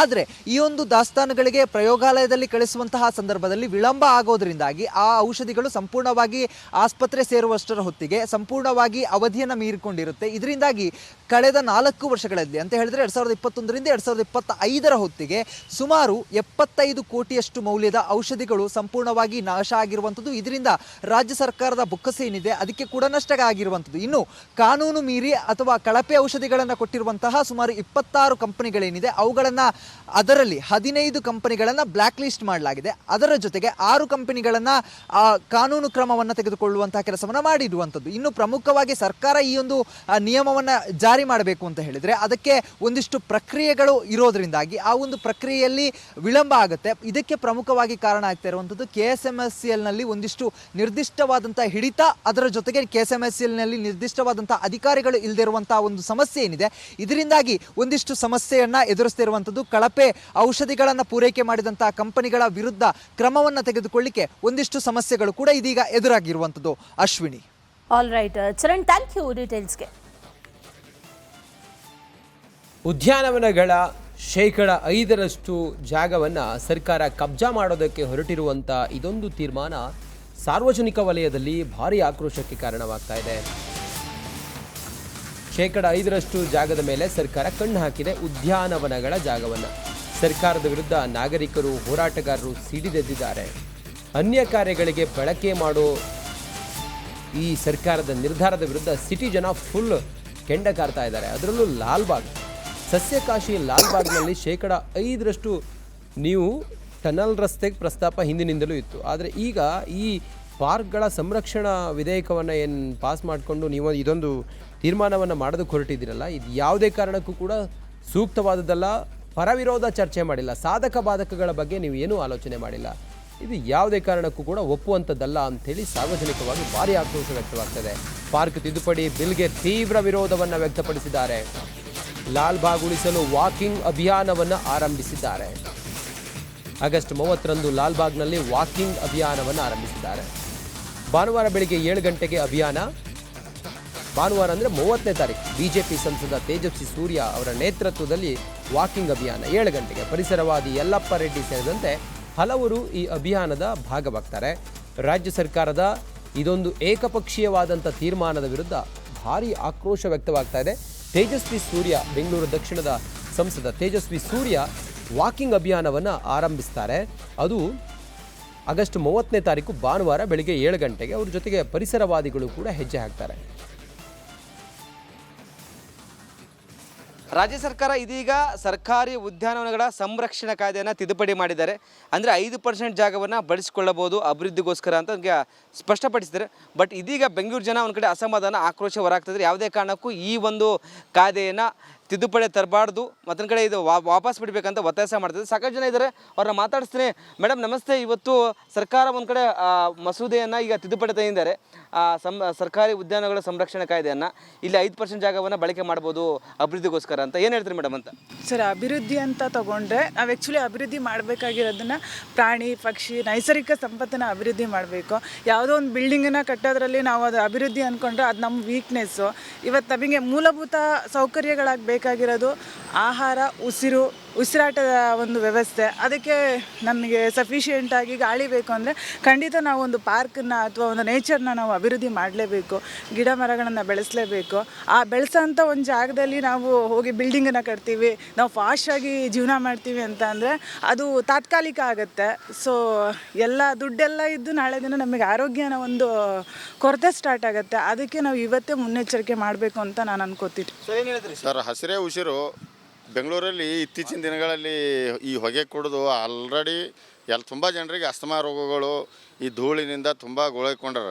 ಈ ಮರಗಳು, ಪಾರ್ಕ್ಗಳು ಬೆಂಗಳೂರು ಜೀವ ಉಳಿಸ್ತಾ ಇದ್ದಾವೆ. ಇವು ಅವನು 5% 10%, ಇವಾಗ 5% ಮಾಡಿದ್ದಾರೆ. ಮುಂದಿನ ದಿನಗಳಲ್ಲಿ 10% ಮಾಡಿದ್ರು ಮಾಡ್ಬೋದು. ಈ ಜನರ ಬಗ್ಗೆ ಸ್ವಲ್ಪ ಕಾಳಜಿ ಇರಬೇಕು. ಈ ಬಿಜಿ ಶೆಡ್ಯೂಲ್ಗಳಲ್ಲಿ ಇರೋದೇ ಬೆಳಗಿನ ಜಾವ ವಾಕಿಂಗ್ ಮಾಡೋಕ್ಕೆ ಅಲ್ಪ ಸ್ವಲ್ಪ ಪಾರ್ಕ್ಗಳು ಅವಷ್ಟು ಉಳ್ಕೊಂಡವಿನ. ಅದನ್ನು 5% 10% ಅಂತೇಳಿ ಇವರು ಕಟ್ ಮಾಡಿದ್ರೆ ಏನು ಮಾಡೋಕ್ಕಾಗತ್ತೆ? ಈ ಜನರ ಬಗ್ಗೆ ಸ್ವಲ್ಪ ಕಾಳಜಿ ಇರಬೇಕು. ಈ ಪಾರ್ಕ್ಗಳು ಬಿಟ್ಟರೆ ಅವ್ರಿಗೇನು ದೊಡ್ಡ ಲಾಸ್ ಆಗೋಲ್ಲ. ಆಲ್ರೆಡಿ ರೋಡ್ಗಳು ಸರಿ ಇಲ್ಲ, ರೋಡ್ಗಳನ್ನು ಮಾಡಿದ್ರೆ ತುಂಬ ಹೆಲ್ಪ್ ಆಗುತ್ತೆ. ಈ ರೋಡ್ಗಳು ಮಾಡ್ತಾ ಇಲ್ಲ. ಈ ಪಾರ್ಕ್ಗಳು ಕೈ ಹಾಕಿಬಿಟ್ರೆ ಈ ಚಿಕ್ಕ ಪುಟ್ಟ ಪಾರ್ಕು, ಈ ನಮ್ಮದಿರೋದು ವಿಲ್ಸನ್ ಗಾರ್ಡನ್ ರಾಣಿ ಪಾರ್ಕು ತುಂಬ ಚಿಕ್ಕದಿದೆ. ಇದ್ರಾಗ 5% ಹೋಗ್ಬಿಟ್ರೆ ವಾಕ್ ಮಾಡೋದು ಎಲ್ಲಿ? ತುಂಬ ಜನರಿಗೆ ತೊಂದರೆ ಆಗುತ್ತೆ. ಸರ್ಕಾರಕ್ಕೆ ಒತ್ತಾಯ ಮಾಡ್ತೀರಿ ಈ ಒಂದು ಕಾಯ್ದೆ ತಂದಿದ್ದಾರೆ. ಇದು ಏನಂದರೆ ಈಗಾಗಲೇ 1975 ಆ್ಯಕ್ಟ್ನ ತಿದ್ದುಪಡಿ ತಂದಿರೋದು. ಇದು ಎಲ್ಲರಿಗೂ ಒಂಥರ ಇಲ್ಲಿ ಬೆಂಗಳೂರು ಜನ ಅಲ್ಲ, ಇಡೀ ಕರ್ನಾಟಕಕ್ಕೆ ಒಂದು ಕಳಂಕ ತಂದಂಗೆ. ಯಾಕಂದರೆ ಪಾರ್ಕ್ ಇರೋದು ಎಲ್ಲ ವೃದ್ಧರು, ಮಕ್ಕಳು ಎಲ್ಲ ವಾಕ್ ಮಾಡಲಿಕ್ಕಿರೋದು. ಅದನ್ನ ಈಗಾಗಲೇ ನೋಡಿ, ಅಭಿವೃದ್ಧಿ ಬಗ್ಗೆ ನಮ್ಮದೇನೋ ಇದಿಲ್ಲ. ಅದ್ರ ಬಗ್ಗೆ ಅಭಿವೃದ್ಧಿ ಬೇಕು. ಬೆಂಗಳೂರು ಜನಕ್ಕೆ ಅಭಿವೃದ್ಧಿ ಬೇಕು, ಕರ್ನಾಟಕದ ಅಭಿವೃದ್ಧಿ ಆಗಬೇಕು. ಅದೇ ಅಭಿವೃದ್ಧಿ ಹೆಸರಲ್ಲಿ ಪಾರ್ಕ್ಗಳು 5% ನೀವು ಗುತ್ತಿಗೆಗೆ ಆಗಲಿ ಸೇಲ್ ಮಾಡೋದು ಅಥವಾ ಮಾಡಿದ್ರೆ ಇಲ್ಲಿ ಬರೋದು ನಾಳೆ ದಿವಸ ಈ ಸರ್ಕಾರ 5% ಮಾರುತ್ತೆ, ಇನ್ನೊಂದು ಸರ್ಕಾರ ಬಂದು 10% ಮಾಡುತ್ತೆ. ಆವಾಗ ಏನಾಗುತ್ತೆ, ಇಲ್ಲಿ ಬಿಲ್ಡಿಂಗ್ಗಳು ಬರೀ ಒಂದೇ ಥರ ಬಿಲ್ಡಿಂಗ್ ಬರಲ್ಲ. ನಾಳೆ ಪಬ್ಬು ಓಪನ್ ಮಾಡ್ಬೋದು, ಬಾರ್ ಆ್ಯಂಡ್ ರೆಸ್ಟ್ ಓಪನ್ ಮಾಡ್ಬೋದು, ನಾಳೆ ಮಾಲ್ಗಳು ಓಪನ್ ಮಾಡ್ಬೋದು, ಇನ್ನು ಅವ್ರಿಗೆ ಏನು ಬೇಕಾದರೂ ಓಪನ್ ಮಾಡ್ಕೋಬೋದು. ಆವಾಗ ಏನಾಗುತ್ತೆ, ಪಾರ್ಕ್ ಇರೋದೇ ಇಲ್ಲ. ಇಡೀ ಕರ್ನಾಟಕ ಜನಕ್ಕೆ ಒಳ್ಳೆ ಗಾಳಿ ಸಿಕ್ಕಲಿ ಅಂತ ನಾನು ಮಾನ್ಯ ಮುಖ್ಯಮಂತ್ರಿ DK ಶಿವಕುಮಾರ್ ಹತ್ರ ಕೇಳ್ಕೊಳ್ತೀನಿ. ಕ್ಯಾಮ್ರಾ ಪರ್ಸನ್ ಮಂಜು ಜೊತೆ ವೀರೇಶ್, ರಿಪಬ್ಲಿಕ್. ವಿಶ್ವವಿಖ್ಯಾತ ಮೈಸೂರು ದಸರಾಗೆ ದಿನಗಣನೆ ಆರಂಭವಾಗಿದೆ. ಅರಮನೆ ನಗರಿ ಮೈಸೂರನ್ನು ದಸರಾದ ಗಜಪಡೆಗಳು ತಲುಪಿದ್ದಾವೆ. ಅರಮನೆಗೆ ಗಜಪಡೆ ಪ್ರವೇಶ ಆಗಿದೆ. ಇದಕ್ಕೂ ಮುನ್ನ ಅರಣ್ಯ ಭವನದಲ್ಲಿ ವಿಶೇಷ ಪೂಜೆಯನ್ನು ಸಲ್ಲಿಸಿದ್ದಾರೆ. 9 ಆನೆಗಳಿಗೆ ಜಿಲ್ಲಾಡಳಿತದಿಂದ ಸಾಂಪ್ರದಾಯಿಕ ಪೂಜೆಯನ್ನು ಸಲ್ಲಿಸಿದ್ದಾರೆ. ಧನಂಜಯ, ಮಹೇಂದ್ರ, ಏಕಲವ್ಯ, ಪ್ರಶಾಂತ, ಗೋಪಿ, ಶ್ರೀರಾಮ, ಶ್ರೀಕಂಠ, ಲಕ್ಷ್ಮಿ, ಕಾವೇರಿ ಆನೆಗಳಿಗೆ ಪೂಜೆಯನ್ನು ಮಾಡಿದ್ದಾರೆ. ಗಜ ಪಯಣದ ಮೂಲಕ ವೀರನಹೊಸನಹಳ್ಳಿಯಿಂದ ಕಾಡಿನಿಂದ ನಾಡಿಗೆ ಬಂದಿದ್ದಾವೆ ಆನೆಗಳು. ಅರಮನೆಯನ್ನು ತಲುಪಿದ್ದಾವೆ. ಮೈಸೂರು ದಸರಾದ ಆಕರ್ಷಣೆಯೇ ಆನೆಗಳು. ಜಯಮಾರ್ತಾಂಡ ದ್ವಾರದ ಬಳಿ ಜಿಲ್ಲಾಡಳಿತ ವಿಶೇಷ ಪೂಜೆಯನ್ನು ಮಾಡಿ ಬರಮಾಡಿಕೊಂಡಿದ್ದಾರೆ.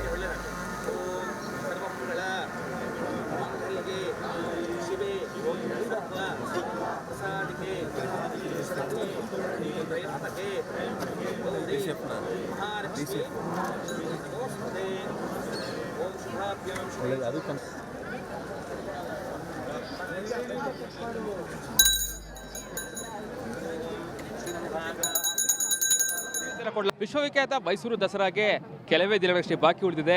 ಗಜಪಯಣದ ಮೂಲಕ ಮೈಸೂರಿಗೆ ಬಂದಂತಹ ದಸರಾ ಗಜಪಡೆಗಳು ಇವತ್ತು ಅರಮನೆಯನ್ನು ಪ್ರವೇಶ ಮಾಡ್ತಾ ಇರುವಂಥದ್ದು ದೃಶ್ಯ ಗಮನಿಸ್ತಾ ಇರ್ಬೋದು.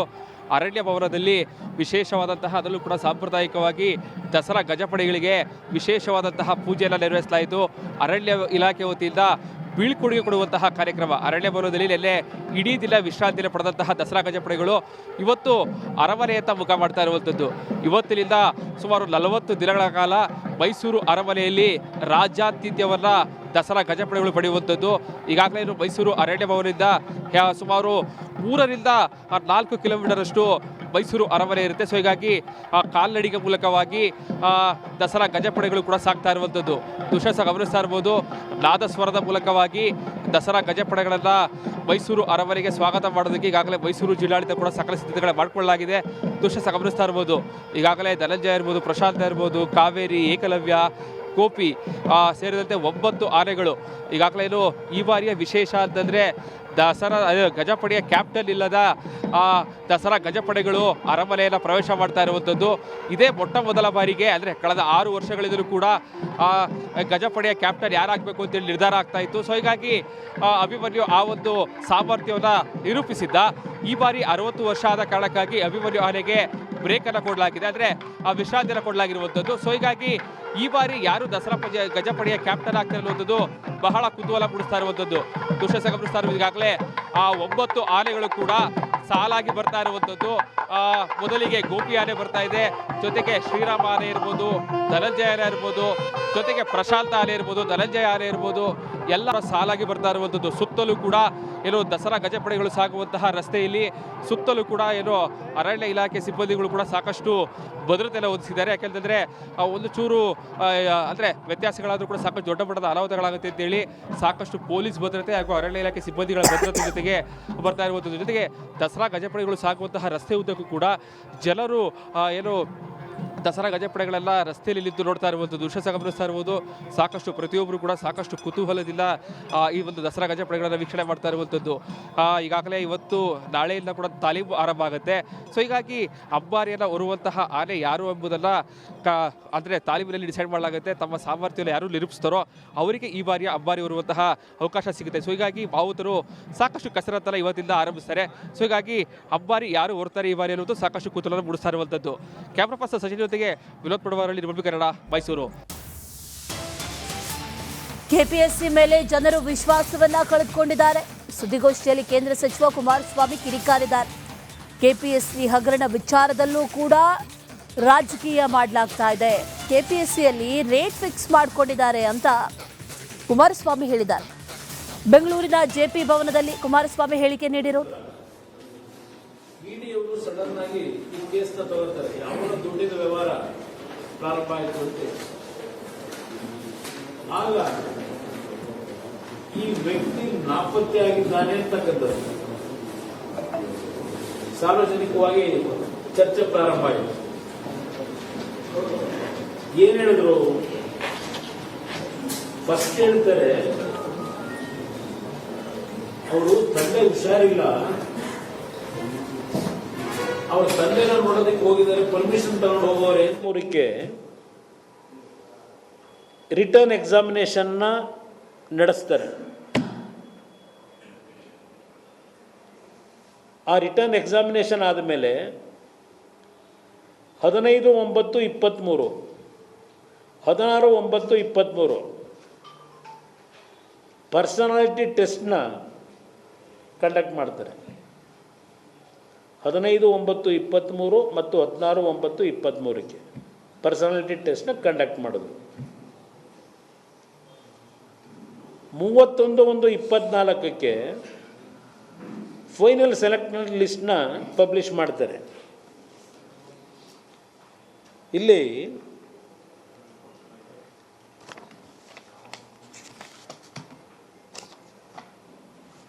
ಏನು ಒಂದು 31/1/24 ಫೈನಲ್ ಲಿಸ್ಟ್ನ ಸೆಲೆಕ್ಟ್ ಮಾಡೋದಕ್ಕಿಂತ ಮುಂಚೆ ಒಂದು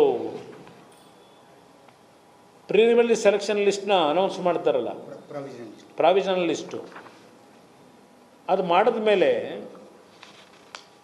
ಒಂದು ಸಾರ್ವಜನಿಕವಾಗಿ 7 ದಿನದಲ್ಲಿ ಯಾರಿಗಾದರೂ ಈ ಒಂದು ಪ್ರಾವಿಷನಲ್ ಲಿಸ್ಟ್ನಲ್ಲಿ ಪಬ್ಲಿಕೇಶನ್ ಏನಾಗಿದೆ ನಿಮ್ಗೆ ಅನುಮಾನ ಇದ್ದು ಇದರಲ್ಲಿ ಏನಾದರೂ ಲೋಪದೋಷಗಳಿದೆ ಅಂತಕ್ಕಂಥದ್ದಿದ್ದರೆ ಯಾರು ಬೇಕಾದ್ರೂ ದೂರು ಸಲ್ಲಿಸ್ಬೋದು ಅಂತ ಹೇಳಿ, ತಕರಾರು ಅರ್ಜಿ ಇದ್ದರೆ 7 ದಿನದಲ್ಲಿ ಕೊಡಿ ಅಂತ ಹೇಳಿ ಅನೌನ್ಸ್ ಮಾಡ್ತಾರೆ. ಅದು ಅನೌನ್ಸ್ ಮಾಡಿದಾಗ 25/9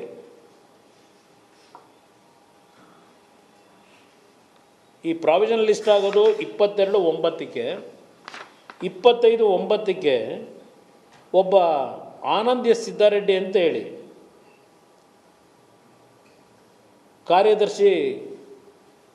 ಆಯೋಗದ ಕಾರ್ಯದರ್ಶಿಗಳೇನಿದ್ದಾರೆ ಅವರಿಗೆ ಒಂದು ತಕರಾರು ಅರ್ಜಿನ ಇಮೇಲ್ ಮುಖಾಂತರ ಸೆಕ್ರೆಟರಿ ಅವರ ಆಫೀಸ್ಗೆ 1 ಗಂಟೆ 11 ನಿಮಿಷಕ್ಕೆ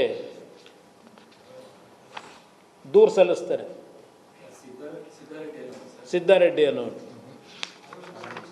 ಆನಂದ್ ಎಸ್ ಸಿದ್ದಾರೆಡ್ಡಿ ದೂರು ಸಲ್ಲಿಸ್ತಾರೆ. ಅವನೇನು ಹೇಳ್ತಾನೆ, ಆನಂದ್ ಎಸ್ ಸಿದ್ದಾರೆಡ್ಡಿ ಅಂತ ಹೆಸರು. ಭೀಕರ ಜಲಪ್ರಳಯಕ್ಕೆ ಪರ್ವತಗಳ ನಾಡು ತತ್ತರಿಸಿದೆ. ಮಹಾಪ್ರವಾಹಕ್ಕೆ ನಲುಗಿ ಹೋಗಿದೆ ನೇಪಾಳ. ಮೇಘ ಸ್ಫೋಟಕ್ಕೆ ಸಾವಿನ ಸಂಖ್ಯೆ ಕೂಡ ಏರಿಕೆಯಾಗಿದೆ. 469ಕ್ಕೆ ಏರಿಕೆಯಾಗಿದೆ ಸಾವಿನ ಸಂಖ್ಯೆ. ಪ್ರವಾಹದಲ್ಲಿ ಸಿಲುಕಿ 1400 ಮಂದಿ ನಾಪತ್ತೆಯಾಗಿದ್ದಾರೆ. ಅದರಲ್ಲಿ 290 ಮಂದಿ ಭಾರತೀಯರು ಕೂಡ ನಾಪತ್ತೆಯಾಗಿದ್ದಾರೆ ಅನ್ನುವಂಥ ಮಾಹಿತಿ ಈಗ ಸದ್ಯಕ್ಕೆ ಸಿಗ್ತಾ ಇರೋದು. ಸಾವಿನ ಸಂಖ್ಯೆ ಕೂಡ ಹೆಚ್ಚಳ ಆಗ್ತಾ ಇದೆ. ಜೊತೆಗೆ ನಾಪತ್ತೆಯಾದವರ ಸಂಖ್ಯೆ ಕೂಡ ಈಗ ಹೆಚ್ಚಳ ಆಗ್ತಾ ಇದೆ. 84 ಜನರನ್ನ ಈಗ ರಕ್ಷಣೆ ಮಾಡಲಾಗಿದೆ. ಈವರೆಗೂ ಕೂಡ 833 ಜನರನ್ನ ರಕ್ಷಿಸಲಾಗಿದೆ. ರಕ್ಷಣಾ ಕಾರ್ಯಾಚರಣೆ ಮುಂದುವರೆದಿದೆ. ಮಾನಸ ಸರೋವರಕ್ಕೆ ಅನೇಕ ಕನ್ನಡಿಗರು ಹೋಗಿದ್ರು. ಕನ್ನಡಿಗರು ಕೂಡ ಈಗ ನಾಪತ್ತೆ ಅನ್ನುವಂಥ ಮಾಹಿತಿ, ಅವರನ್ನು ಕೂಡ ಪತ್ತೆ ಹಚ್ಚಲಾಗ್ತಾ ಇದೆ. ಎಲ್ಲಿದ್ದಾರೆ ಅನ್ನುವಂಥ ನಿಟ್ಟಿನಲ್ಲಿ ಈಗ ಪತ್ತೆ ಹಚ್ಚಿ ಮಾಹಿತಿಯನ್ನು ಕಲೆ ಹಾಕುವಂಥ ಒಂದಷ್ಟು ಕೆಲಸಗಳನ್ನು ಕೂಡ ಈಗ ಸದ್ಯಕ್ಕೆ ಮಾಡಲಾಗ್ತಾ ಇದೆ. ಕನ್ನಡಿಗರಿಗಾಗಿ ಶೋಧ ಕಾರ್ಯ ಮುಂದುವರೆದಿದೆ ಅನ್ನುವಂಥ ಮಾಹಿತಿ ಇದೆ. 833 ಮಂದಿಯನ್ನು ಈವರೆಗೂ ಕೂಡ ರಕ್ಷಣೆ ಮಾಡಲಾಗಿದೆ. ಅನೇಕ ದೇಶಗಳಿಂದ ಕೂಡ ಈಗಾಗಲೇ ಸಹಾಯ ಹಸ್ತವನ್ನು ಚಾಚಲಾಗಿದೆ. ಸಾವಿನ ಸಂಖ್ಯೆ ಕ್ಷಣ ಕ್ಷಣಕ್ಕೂ ಕೂಡ ಏರಿಕೆ ಆಗ್ತಾ ಇದೆ. ಹಠಾತ್ ಪ್ರವಾಹ ಉಂಟಾಯಿತು. ಈ ಪ್ರವಾಹಕ್ಕೆ ಬಲಿಯಾದವರ ಸಂಖ್ಯೆ ಏರಿಕೆಯಾಗಿರೋದೀಗ 469ಕ್ಕೆ ಏರಿಕೆಯಾಗಿದೆ ಅನ್ನುವಂಥ ಮಾಹಿತಿ. 100 ಜನ ನಾಪತ್ತೆಯಾಗಿದ್ದಾರೆ. ಅವರನ್ನು ಪತ್ತೆ ಹಚ್ಚುವಂಥ ನಿಟ್ಟಿನಲ್ಲಿ ರಕ್ಷಣಾ ಪಡೆಗಳು ಕೂಡ ಈಗ ಕಾರ್ಯವನ್ನು ನಿರ್ವಹಿಸ್ತಾ ಇದೆ. ಶೋಧ ಕಾರ್ಯವನ್ನು ಕೂಡ ನಡೆಸ್ತಾ ಇದೆ ಅನ್ನುವಂಥ ಮಾಹಿತಿ. ಅನೇಕ ಭಾರತೀಯರಿದ್ದರು ಅನ್ನುವಂಥ ಮಾಹಿತಿ ಇದೆ. ಒಂದಷ್ಟು ಜನರು ಸುರಕ್ಷಿತವಾದಂಥ ಸ್ಥಳದಲ್ಲಿದ್ದಾರೆ ಅನ್ನುವಂಥ ಡೀಟೇಲ್ಸ್. ಅದರ ಜೊತೆಯಲ್ಲಿ ಕರ್ನಾಟಕದಿಂದ ಹೋದಂಥವರು ಕೂಡ ಅನೇಕರಿದ್ದಾರೆ. ಅವರನ್ನು ಕೂಡ ಪತ್ತೆ ಹಚ್ಚುವಂಥ ಕಾರ್ಯಗಳು ಆಗ್ತಾ ಇದೆ ಅನ್ನುವಂಥ ಮಾಹಿತಿ ಈಗ ಸದ್ಯಕ್ಕೆ ಸಿಗ್ತಾ ಇದೆ. ಈ ಕೈಲಾಸ ಮಾನಸ ಸರೋವರಕ್ಕೆ ಯಾತ್ರೆಗೆ ಅಂತ ಹೋದಂಥವರು ಅನೇಕರಿದ್ದಾರೆ. ಅವರನ್ನು ಕೂಡ ಈಗ ಯಾರ್ಯಾರು ಹೋಗಿದ್ರು ಅನ್ನುವಂಥ ನಿಟ್ಟಿನಲ್ಲಿ ಮಾಹಿತಿಯನ್ನು ಕಲೆ ಹಾಕಲಾಗ್ತಾ ಇದೆ. ಅರೆ ಕಡಿಮೆ ಹಾಕು ಆದ್ರೆ ಅಸಲಿ ಹಾಕು. MDH ಕಾಶ್ಮೀರಿ ಕೆಂಪು ಮೆಣಸಿನ ಪೌಡರ್.